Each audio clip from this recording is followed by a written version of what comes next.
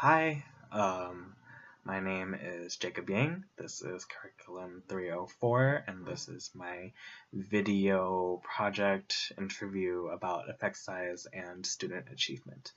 To preface, I guess I want to say I've never heard about effect size before, like in my life, so I had to read a lot of different websites and articles to like try to get a sense of what it is, and I think it's a really cool concept, and I really like it so far. I think I need a lot more time with it to really like understand it. But so for my first website, I deduced that effect size first boomed with Dr. John Hattie and his 2009 book, Visible Learning.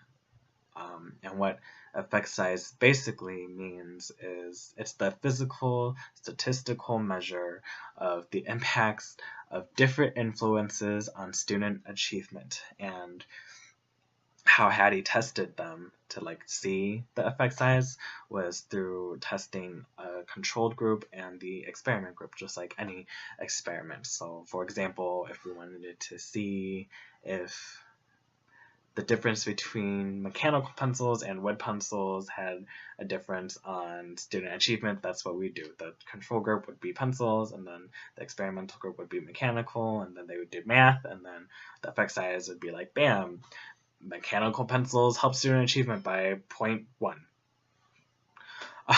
So yeah, that's cool. So I guess since we're talking about 0.1s and stuff in math, we can talk about effect size technicalities. The range or the scale, I guess, that effect size is on is from a negative 2.0 to a positive 2.0. And like the gist of it is that if you have a 0.2, it's a small effect size. It's going to have a small chance of impact. Whatever you're studying, whatever you're testing, is going to have a small chance of effect or impact. A 0.4 is a medium chance of impact from whatever you're studying, and a 0.6 is a large impact of what you're studying. Effect sizes, on average, range from a negative 0.2 to a positive 1.2, especially in education. These numbers come from the first source, illuminateded.com. Side note, I chose this article because it was an easy read. It wasn't like an in-depth article about effect size, like 50 pages. No.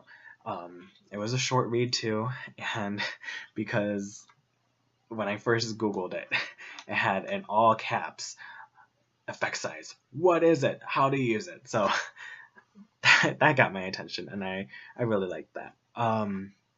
Moving on to my third article that I used, hinge points. What are they? So from the GIST percentage scales or whatever the effect size is, 0.4, the medium chance of effect, of impact on whatever you were studying. That's the hinge point, 0.4, medium. Hattie described it as a, quote, greater than average influence on achievement. So that's good. If you have a 0.4, you're going to do greater than average. And apparently, teachers, on average, range from a 0.2 to a 0.4.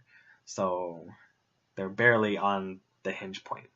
So that means that they're not greater than average, which means, I don't know, their students' achievements is not going to be greater than average, and that's a problem. But at the same time, I don't know if that's how you measure a teacher.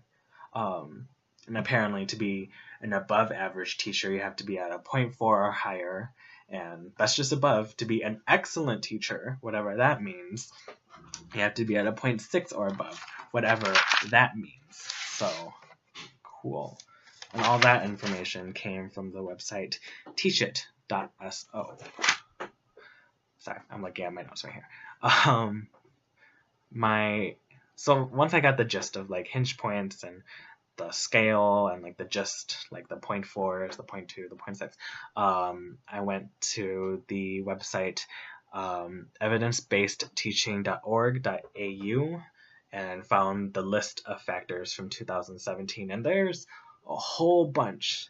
I don't know if they were new or like updated ones, but yeah, it was a good size, and they say that it piles on to the even bigger list from 2016, which had 250 plus, including whatever like what was before 2016. So the example I'm just gonna pull out because it's the first one from that website is like, I don't know if you're gonna be able to see this, but if I wanted to change beliefs, beliefs, attitudes, and dispositions in the classroom, it's not going to come from me. Apparently, it's going to come from the student. I know, it's hard to read.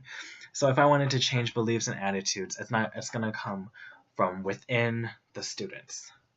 And so how do I do that? What is a factor that I can use, or what was the factor that was tested that will help change the beliefs and attitudes and help change that come from within the students? And the first one that they list is, I don't know, self-efficacy. I don't know, it's backwards. Is it going to be backwards? I don't know.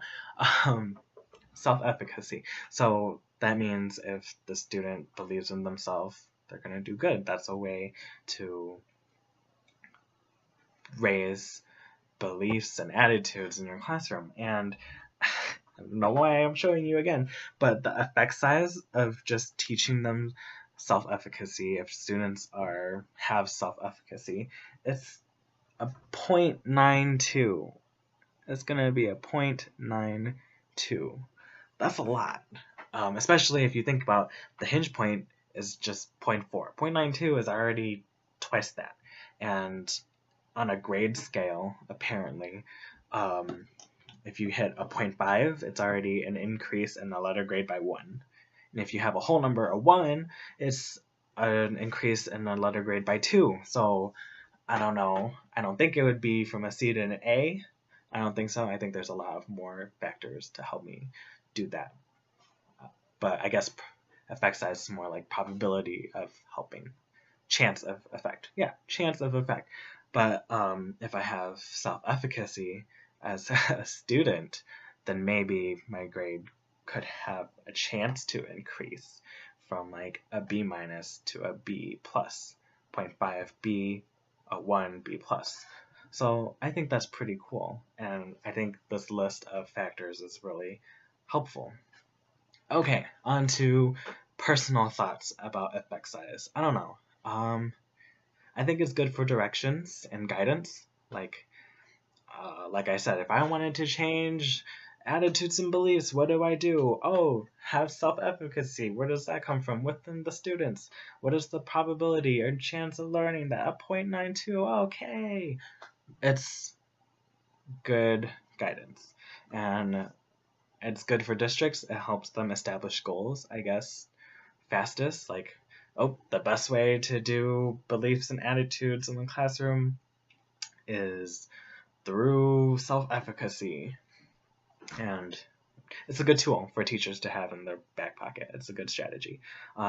It's good for professional development too. I know this now. I'm glad that I have this in my box of tools to use. I do have concerns with it though. I don't like how everything is being deduced to numbers, per se. Like, I don't know. You are not an achieving student if you're not hitting a 0.4. You are not, what is the term, effective or not effective? An excellent. You're not an excellent teacher unless you hit a 0.6 on the scale. I don't know. I don't like how everything's deduced to numbers. We don't need another score sheet for us to be judged on, especially teachers and students. These are students' lives and their achievements. Okay, we shouldn't be judging them. We shouldn't be putting them on a scale. I know it's a scale, and I know they're not going to be judged per se, like compared, but I know it's used for more like, if you want to do this, you can help with this, and you'll probably be able to achieve more. I don't know. But I don't know. I don't like how everything's deduced to numbers. Also, like, I don't know how accurate it is. in the test, maybe things went wrong. Maybe they got a bad score because it was just a bad day in general, like a rainy, gloomy day. Or maybe the kids were hungry. Maybe the social economic status of the students of the two experiments were different. Maybe race was involved. Maybe, different classrooms with different kids in an experiment are always going to have different results. Okay, and also it might not work. Maybe if I wanted to change beliefs and attitudes, maybe self-efficacy is not the only answer. Maybe it's not the best way. And to bring up the example I use, maybe mechanical pencils had a better effect size because my kids just preferred mechanical pencils versus wood pencils. I don't know. There's a lot of different factors that you have to also count in. It can't just be put on a list and shown out, and it's not the end-all be-all. So effect size, is it the end-all be-all? No, I don't think so. It's a good strategy. It's a good guideline for teachers. It's a good tool, but it's not the end, because in education, there is no end. Education is always changing, and there are always different factors. It's a good tool, like I'm saying, it's a good tool, but there's always things that are changing, and the next one could be even better than effect size. So, cool.